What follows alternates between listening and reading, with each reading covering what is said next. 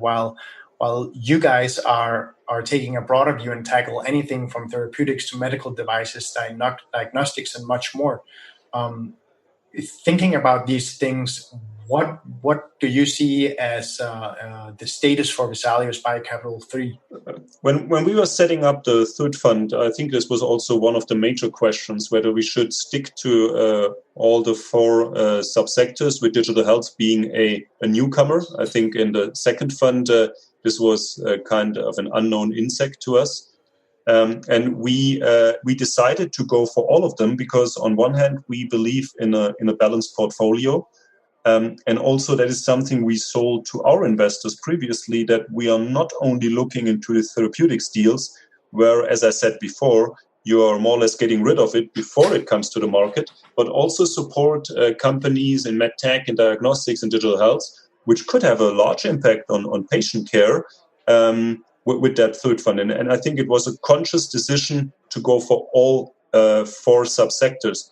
And on the other hand, syndication for the deals is very difficult. I think nobody loves these days diagnostics deals.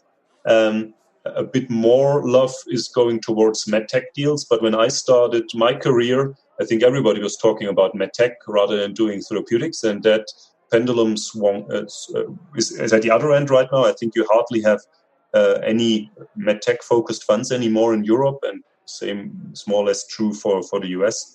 And everybody's talking about digital health. I was recently sitting next to a lady of a very large tech fund, and she told me that she loves to do digital health.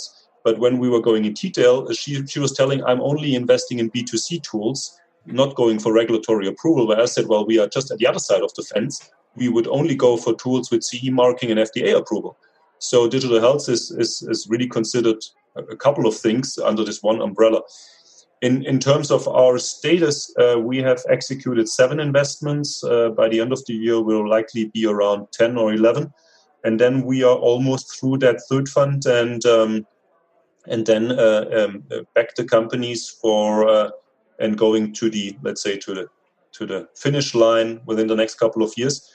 And seeing the companies evolving that we have done 2.5 years ago is great, like Sword Health, which is mainly backed by Khosla Ventures and Founders Fund, which has put very large tickets into it already. So, Mark, to finish up, we would like to do a quick fire round. A quick fire round is when we ask you quick answer questions, so 30 to 60 seconds for each one. Is this okay for you? Yep, happy. So, in your opinion, what should VCs and founders understand about investing and fundraising across Europe rather than in a single country?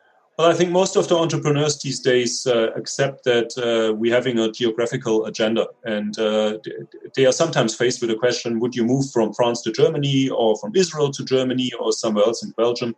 And I think most of the people are prepared, and that is having an open mind in a discussion with regards to which country to really invest in is absolutely necessary these days. And what would you personally like to change about the VC landscape in Europe? Oh, difficult questions. No, I'm a newcomer, so it would be a bit annoying that I tell the others what to do better. I think what you have seen in the past quarters is that a number of large funds have been raised in European life sciences, VC, and that is great for the sector. So I think that was a bit of a shortcoming, that there was not enough money in the ecosystem, which has changed right now. So at the moment, I'm very, very positive for the whole sector. Maybe the most provocative question, what can we expect in the future from Vesalius and maybe even more interestingly, from yourself, from Marc Lohrmann? Well, I think we are on a good track here with Vesalius. We are seeing a number of good deals. I think we also were able to manage the crisis quite well. And you can expect us to have great deals signed up until the end of the year.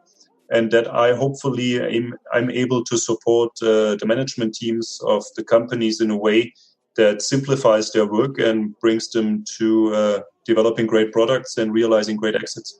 Great, Mark. It has been real nice to chat with you. And I must say, I personally had a great time, and I've learned a bunch. So I'm very glad for that. And I really want to thank you for sharing your journey and insights with us. And I just have to say, it has been a great pleasure to have you on the European VC. Gentlemen, thanks a lot for that interview. Much appreciated. And thank you for inviting me as the first guest. And I wish you all the best, both for that platform as well as for your personal destiny in European VC. Thank you, Marc. As you can tell, we had a great time talking with Marc Lohrmann, managing partner of Vesalius Biocapital Fund 3. If you would like to see more from Marc, you can find him on LinkedIn. Thank you for listening to this episode of the European VC, the go-to place for insights into the European VC industry. If you would like to hear more from us, visit theeuropeanvc.com. If you would like to suggest topics or guests for future episodes, please do reach out to us at LinkedIn or whichever medium fits you best. We are always here for you.